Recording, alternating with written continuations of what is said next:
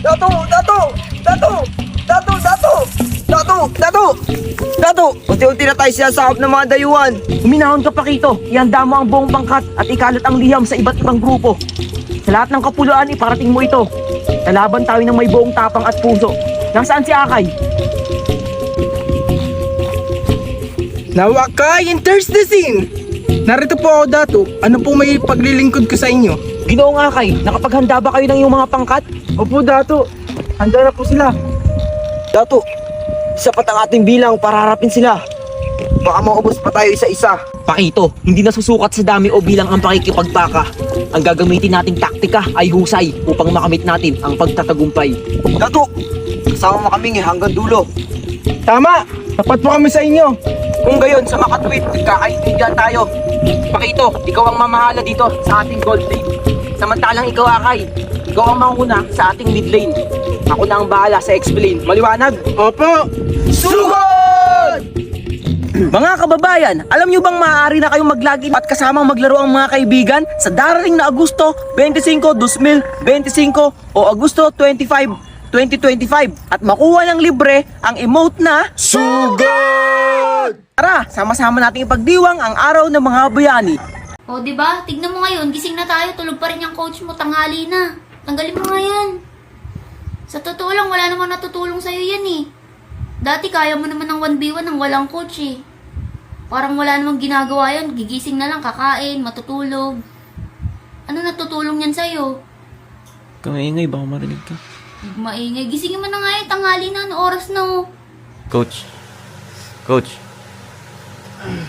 Tara, turo mo na ako. May naluto na kayo? Tara. Ano ulam? Magkaibigan lang pala kayo ni Nara de Coco? Hindi kami magkaibigan. Ano kami? Nag-iibigan. Bakit ka niya iniwan? Pinagpalit niya ako. Bakit ka niya pinagpalit?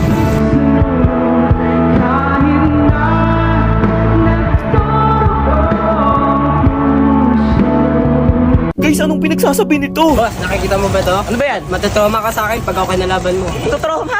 Guys, kalaban ko ngayon, dumayo pa galing ng Ormoc. Sigurado hindi ka makakatulog pagtapos ng laban na to. Grabe! Medyo maangas yung kalaban ko ngayon, kaya sineryoso ko kaagad. Ay ka. Napakaganda ng aking bungad kasi nakuha ko ang first blood. Simula nun parang siya na yung na-trauma kasi hindi na lumabas, napitas ko lang ng isa. Sa katunayan nga niyan, dinagdagan ko pa para dalawa. Pasensya na dahil hindi ko napigilan dyan tumawa. Sobrang saya ko kasi kitang-kita naman sa aking pagmumuka. Kawata na trauma nun sa. Inaasar na siya ng mga manonood kasi 'di ba sabi niya kanina di daw niya ako papatulugin. Ngayon ang balak ko di ko siya papaiskorin. Ayoko kasi sa lahat guys yung niyayabangan agad ako kahit di pa nagsisimula yung laban. Lahat ng sinabi niya sa akin gagawin kong kabaliktaran. Tingnan nyo guys, isang beses ko lang siyang masulyapan, pag nakita ko talagang tatamaan. Kita nyo, ninolok combo ko pa siya dyan.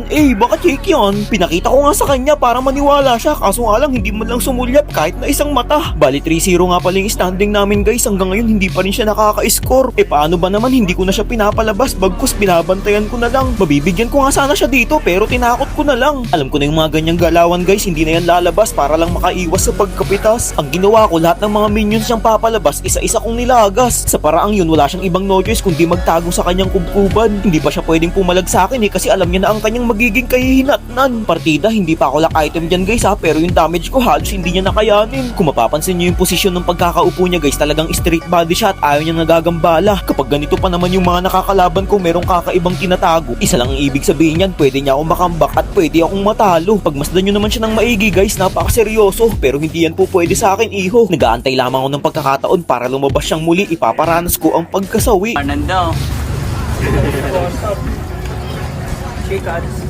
Kung tutusin guys, pwedeng ko natapusin yan pero binigyan ko pa siya ng tsansa para makapag-def pa. Ang nais ko kasi 5-0 yung score para masarap sa mata. Hindi ko alam guys kung matutuwa ba kayo o hindi, ngunit kapag ganito ang kalaban, sinisigurado kong mamimighati. Bali ang huling diskarte kong gagawin sa kanya ay kunwari nabitawan ko yung ulti ko para isipin niya wala na akong gagamitin mamaya. Ang hindi niya alam, may sorpresa akong daladala para sa kanya. Sa loob ng 10 segundo makakabalik na siya, kaya lahat ng mga blue dot ay hindi ko na inaksaya. Syempre hindi ko makakalimutan yung build ko, dapat laging handa. nila. Ang immortality ay isinalang ko na. Kapag ganitong huling sagupaan, kailangan perpekto at hindi ako magkamali. Subalit na pag-isip-isip ko guys, ano kaya yung winchalan ko, palitan ko ng frozen. Bahala na kung anong mangyayari at aking sasapitin. Panoorin nyo na lang guys kung paano ko siya papakapihin. Eto, wag na wag nyong gagayahin, mga flow freshener lang ang mga nakakagawa nito. Kapag kasi pumalpak kayo, pwede itong maging sanhi ng inyong pagkatalo. Mabibilib kayo sa gagawin ko, sana mag-enjoy kayo.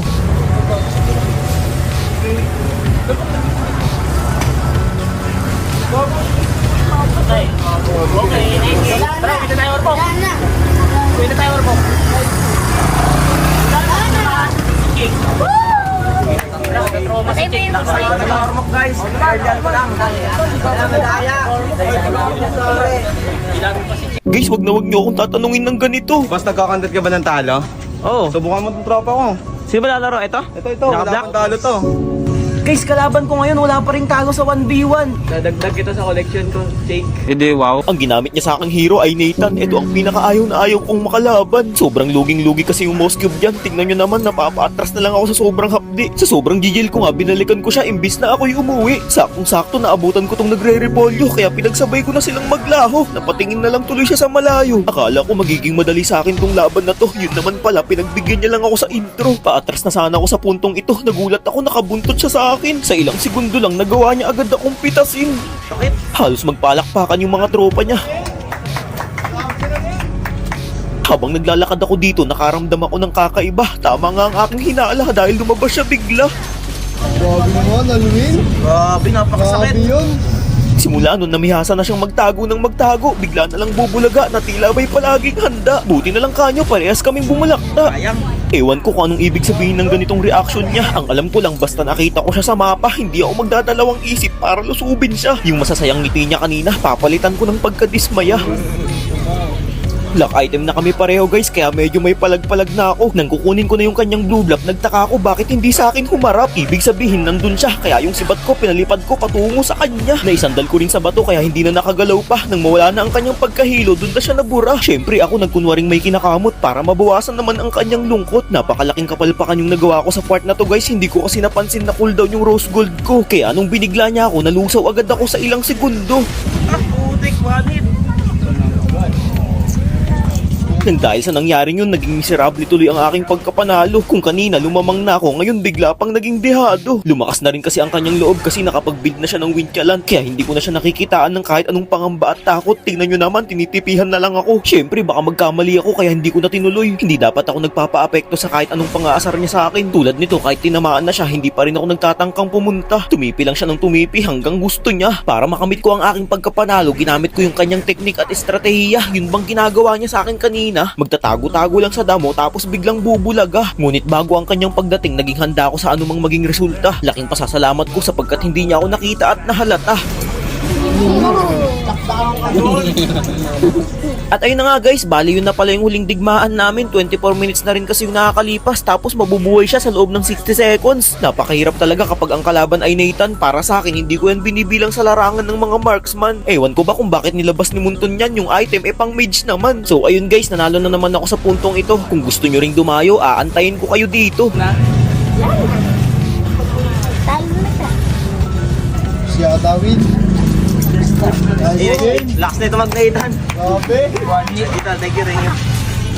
Last mag-Nathan guys, puti kaya pala di natatalo.